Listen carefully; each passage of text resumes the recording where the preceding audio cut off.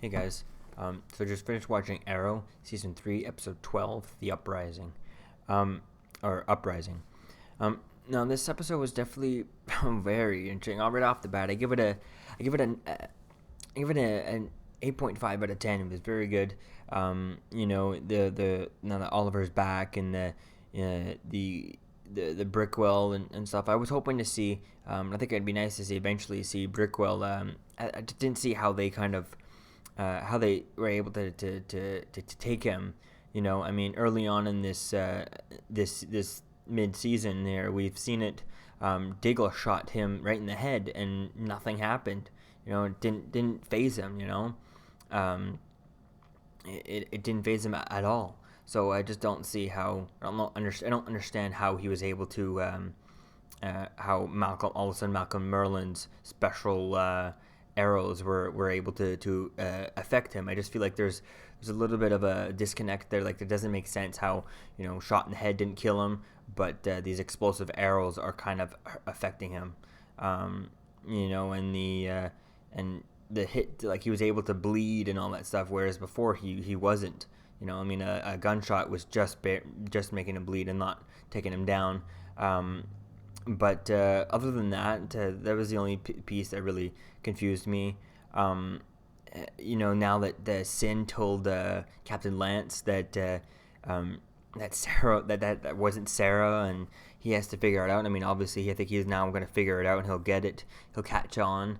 I think that's going to be very interesting, very cool to see. Can't wait to see that.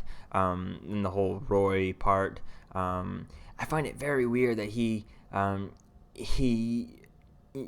like that Captain Lance, when he met Arsenal, he instantly recognized him as Roy Harper, whereas he's been talking to Oliver for the past 3 years, just like this, and he doesn't recognize Oliver.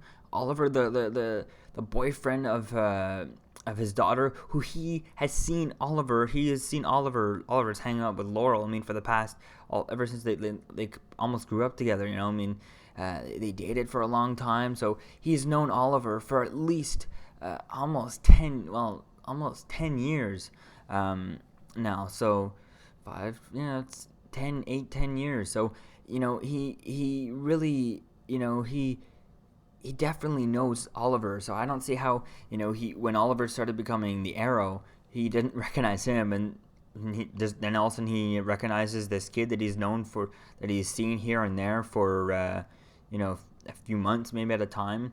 Whereas if you take all the hours that he's probably seen, he's seen Oliver. He knows Oliver better than way better than Roy. So I don't see how he's not able to put two and two together. That Oliver is. I mean, I understand he's not how I put two and two together, but how he doesn't just know that, oh my God, that's Oliver Queen. I mean, and I know I'm forgetting about the. You may say I'm forgetting about the whole end of the season where when Laurel found out, he didn't want to know. But still, I think it's definitely would be nice to see a little bit of, oh, he knows. Like, he doesn't want to know, but he can't help but know. You know what I'm saying? That would be nice to have some little bit of that, just because I feel like if he knows that Roy is Arsenal, then it's very right in front of his face. I mean, he's not looking for who the Black Canary is, because first of all, she's hiding it from him. Second of all, he's she's not even being that close to him. And second of all, she's he thinks it's Sarah. So that now that Sin's told him that it's definitely not Sarah, that's definitely going to be interesting to find out. The whole Oliver being back, I feel like that drive, that truck drive, I don't know how far it was from there, but it was a fast drive. But whatever.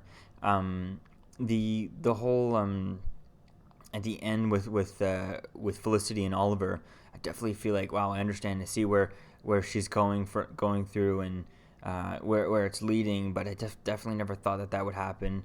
But of course, they're not going to just have her jump back together.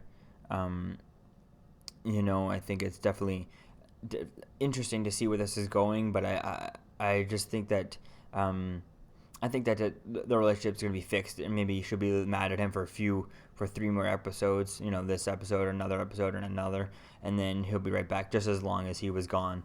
or maybe a little bit longer, but not by much. I just think that she's just a little bit mad right now, and she'll get over it. But who knows about that? But the whole, with definitely with seeing the trailer for next week's episode with Cassie Lotz being back as the Canary, that is definitely interesting. But I definitely have, if you've seen the pictures from last week or the trailer from next week's episode, it looks like the Count is back, not the original Count, but the one where, like at the beginning of season 3, where Oliver fought himself.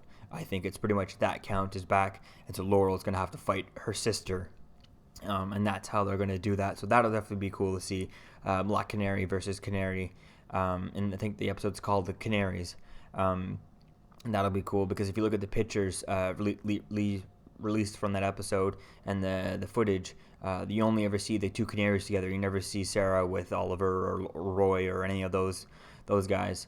That was pretty cool, and it was pretty cool in this episode though when the two riots were going after, and it was him letting them off, which seemed very reminiscent of the X-Men Last Stand there, except when he was about to go and Magneto goes, "In chess, the pawn always go first." That was reminded me very much of X-Men Last Stand.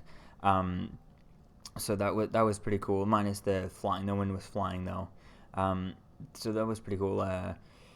Yeah, so what else was I on? Yeah, next week's episode with Thea finding out, basically off of what it looks like Thea's going to find out. So I have a feeling, they want us to think that, oh my God, Sarah's alive, and I think he's going to tell us. So I have a feeling that maybe Sarah's not alive, and that's just the Count, and she's going to be on the Vertigo. But I also feel like maybe he might not tell Thea. I feel like they wouldn't reveal that in the trailer if they were going to tell us. I think that he might think about telling her, but end up not telling her. Like it looks like he's telling her, but he's just imagining what if he told her, and imagining like thinking, imagining himself walking down what looks like he's showing her everything, and then someone wakes him up out of a daydream type thing, and he's just thinking about all the different possible reactions that she might have to eventually to finding out, all the negative and the positives, and and all the different types of reactions she could have.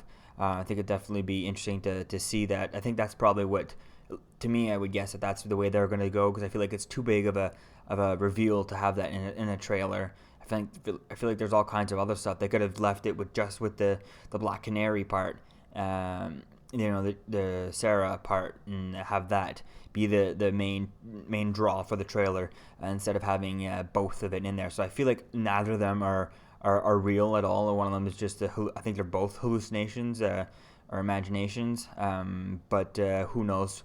I think maybe one of them might be real. Obviously, I feel like the Sarah one is less likely to be real, and the Thea might be more real, more possibility of being real, but who knows. So this definitely was a very good episode, and I definitely can't wait to see next week's episode. And yeah, I'm rambling on, so I'm going to end this now before I go too long. So yeah, see you guys in the next video. Peace out. Peace.